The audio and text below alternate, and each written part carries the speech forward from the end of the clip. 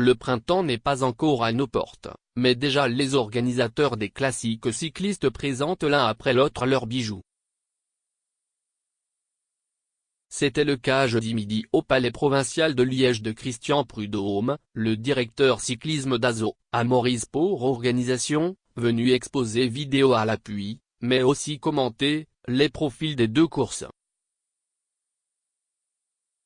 En principe je suis là pour répondre à toutes vos questions, mais je m'en pose moi-même quelques-unes dont je ne connais pas les réponses. Elle concerne Alejandro Valverde qui est à la fois Monsieur Flèche Wallonne et Monsieur Liège-Bastogne-Liège. Notamment celle-ci, aura-t-il recouvré tous ses moyens d'ici le départ de nos épreuves ardennaises, moins d'un an après sa terrible chute en Allemagne lors de la première étape du Tour de France? Toujours concernant Valverde, a-t-il poursuivi? Encore deux questions sans réponse pour le moment. Va-t-il égaler le record de Pinot Cerami, vainqueur de la Flèche Wallonne à 38 ans? Valverde les aura le 25 avril, et la 82e édition se dispute le 18, NEDLR. Et va-t-il rejoindre Eddy Merckx, le seul quintuple lauréat de Liège-Bastogne-Liège? Cela dépendra sans doute en grande partie de ma première question concernant son état physique après l'accident de Düsseldorf. Pour le reste, je sais que Vincenzo Nibali sera particulièrement motivé au départ de nos deux courses qu'il veut absolument gagner, et Romain Bardet aussi, a encore entre autres dit Christian Prudhomme, qui considère la Belgique comme le cœur du cyclisme.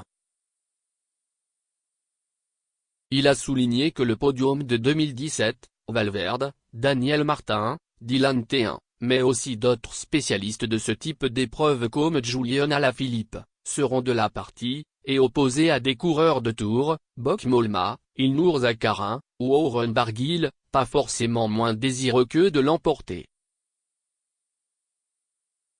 Il n'y aura pas un centimètre de plat à la Flèche qui se disputera entièrement en terre liégeoise entre l'esplanade de l'Avenir de Serein et le mur de Huy à grimper 2 fois avant la montée finale. Une belle victoire de la province pas forcément au goût du Hainaut, où Bincheux préparerait déjà sa revanche. La Redoute, et c'est une première, figure parmi les 11 côtes du parcours de 198,5 km, au km 82. Elle constituera bien sûr aussi comme de coutume un des hauts lieux de Liège-Bastogne-Liège, 258 km, à 30 km de la ligne d'arrivée rue Jean Jaurès à An, le dimanche 22 avril. Le départ de la 104e doyenne sera donné place Saint-Lambert à 10h10. La nouveauté est la côte de Mont-le-Soie, 4 km à 6,1%, peu après Vielsalm au km 152. Le parcours en comprend 11, donc 5 dans les 55 derniers kilomètres, col du Rosier, col du Maquisard, côte de la Redoute, côte de la Rochefaucon et côte de Saint-Nicolas.